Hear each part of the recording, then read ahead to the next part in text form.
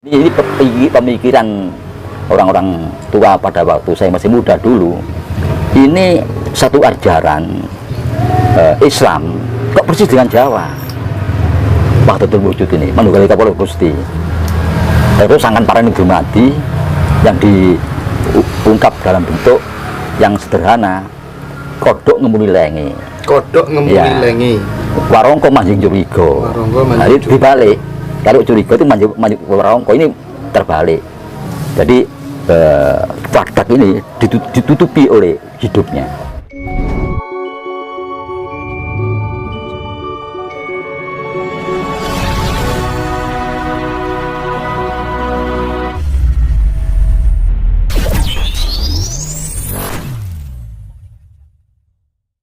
Makanya dulu pada saat hakikat itu muncul, kan diajarkan pada kelompok keraton.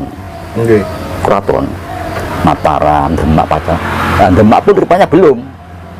Wali belum mengemas ini. Tapi sejak Mataram, itu akhirnya menjadi milik keraton kan. Ajaran hakikat itu. Tapi bocor ke masyarakat. Nah, itu sudah bisa diperkirakan. Sudah bisa ditebak oleh para wali, nanti ajaran ini akan bocor ke masyarakat. Makanya diberi rambu-rambu. Hati-hati, bahaya. Nah, ini. Jadi itu yang dilakukan oleh para wali waktu itu, supaya ajaran yang disampaikan itu disikapi dengan sangat hati-hati terutama oleh orang awam.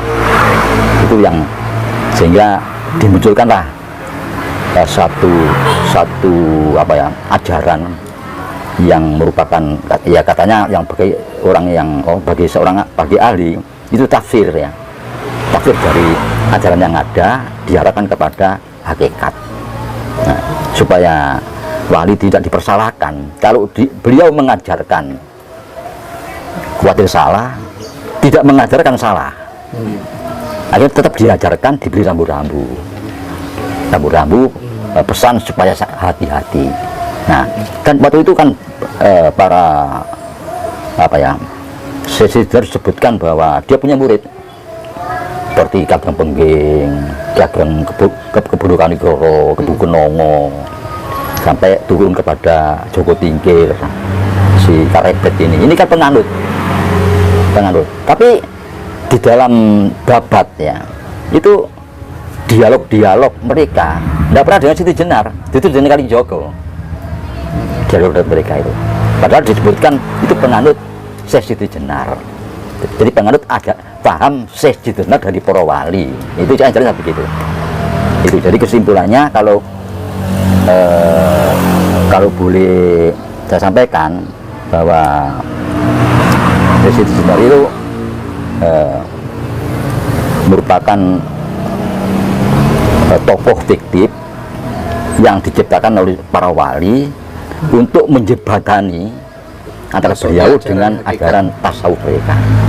Nah, syariat tidak perlu terbuka semua, tapi mengenai hakikat mereka hati-hati, sehingga dibentuk sosok yang untuk untuk bisa digai salah-salahan gitu loh. Itu ini.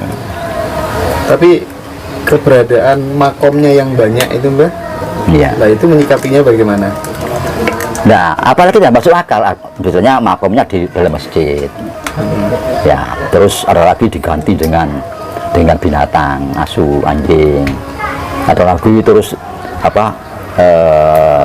muksa. Dan versinya kan banyak. Ada yang muksa, ada yang mati terus hidup lagi, ada yang mati terus baunya harum, memancarkan sinar, diganti anjing dan sebagainya.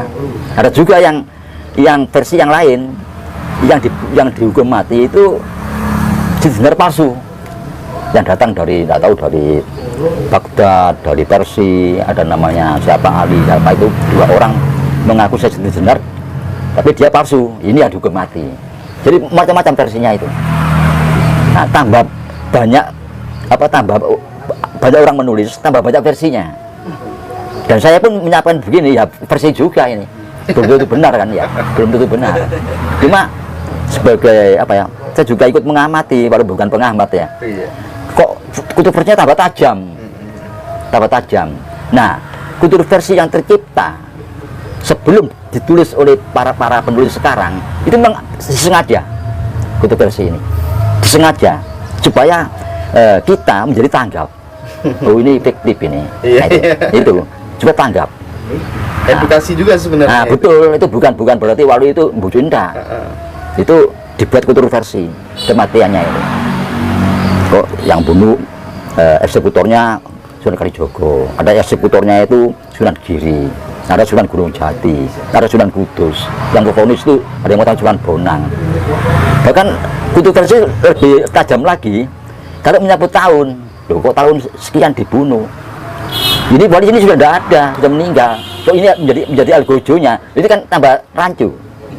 Nah, kerancuan ini mengundang kita untuk berpikir bahwa lain. Oh, ini memang tidak ada tokoh sejarah itu. Itu yang satu pertanyaan terakhir, Bang. Iya. Terkait dengan ajarannya kan manunggalin kawula lan Gusti. Iya. Dalam beberapa treatment yang dilakukan oleh teman-teman para pelaku spiritual ketika belajar meditasi itu kan sering dapat dawuh atau aku yo kowe yo aku gitu kan. Nah, apakah memang antara Tuhan dan sang hamba itu tidak ada bedanya atau bagaimana menjelaskannya? Nah, itu tidak bisa kita tafsirin keluar. Tuhan namanya Sang Maha Pencipta itu bukan itu yang kita maksud, tapi dat dalam diri kita. Dat apa dalam diri kita? Ruh. Iya. Nah, ini makanya satu keuntungan bagi kita di mana di bumi Nusantara ini banyak versi yang bercerita tentang itu. Manunggal Kawula Gusti ini. Sehingga dari beberapa versi ini kita bisa ketemukan di mana sih titik kebenarannya atau persamaannya ini.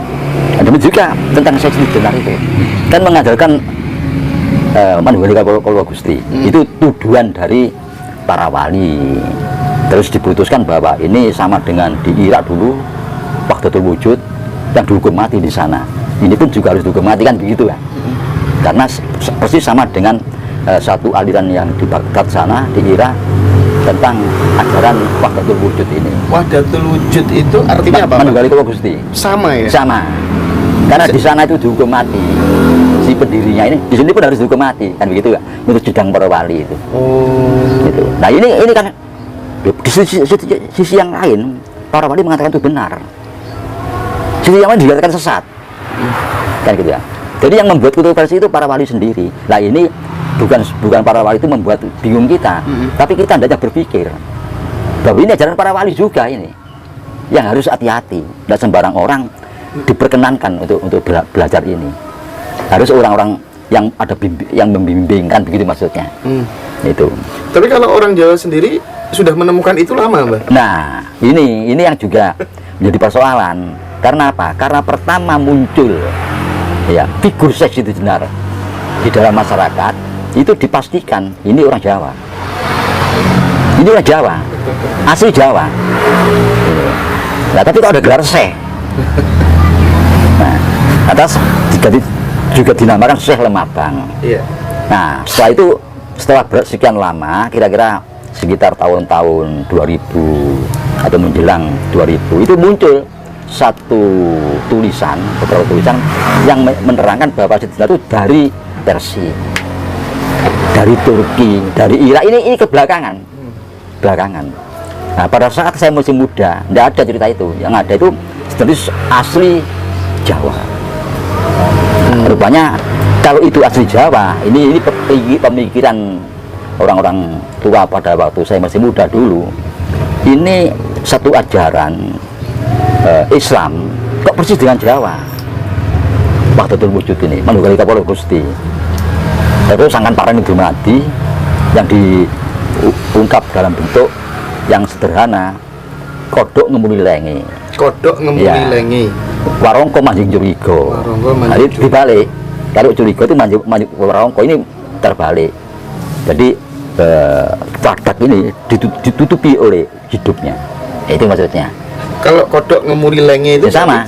Iya. Wadak ini ditutupi oleh sang hidupnya. Ruh itu tadi. Iya, itu pengertiannya. Makanya terus dikaitkan juga ini yang aneh lagi tentang tahun ya, terjadi apa ya, kesalahpahaman. Loh, apakah ini tidak sesat? Apa ini sesuai dengan ajaran Islam yang asli dari Mekah sana? Ini terjadi perdebatan kan ini. Tapi di sini tidak ada nyebut Sayyidi Jenar perdebatan ini. Ini aneh. Nah, lantas Sunan Kalijogo sebagai orang Jawa asli, menurut cerita ya, dia naik ke menara Masjid Demak. Nah, dipegang lah ujung menara Masjid Demak itu. Nah, tangan kiri dipegang, tangan kanan pegang ujung Ka'bah, pegang Ka'bah. Semua suruh lihat gimana ini center apa enggak. Katanya masjid ini tidak menghadap ke kiblat yang tepat. Nah, ya, kan menurut apa ya, simbolisnya itu para wali setelah jadi Masjid Demak ini apa ya, kiblatnya apa persis ke Ka'bah ini.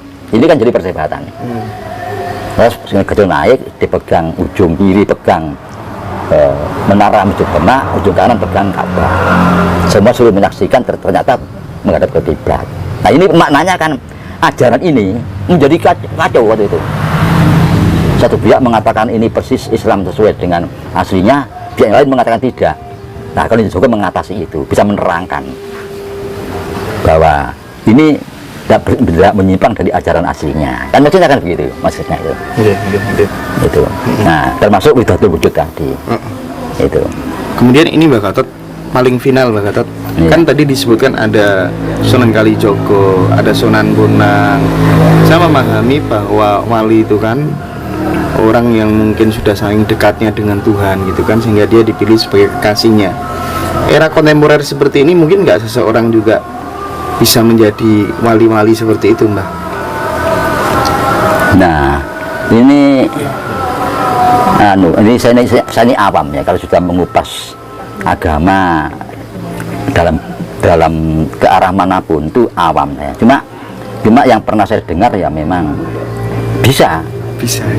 Cuma ya apa ya, ada Rasul, Nabi, wali, orang-orang mukmin biasa, ada Mauna ini apa jenenge Istidrot, macam-macam itu kan ada itu tatarannya. Ini ada wahyu, ada apa namanya itu tentang kekuatan wali itu. Nah, ini dari cerita-cerita itu memang sangat mungkin.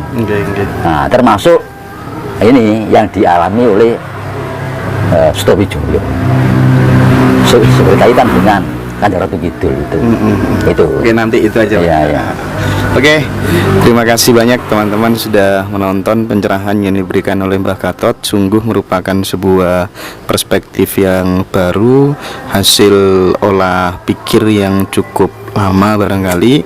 Terima kasih banyak Mbah Gatot atas semua ujangannya, mudah-mudahan bermanfaat buat teman-teman. Terima kasih, saya akhiri.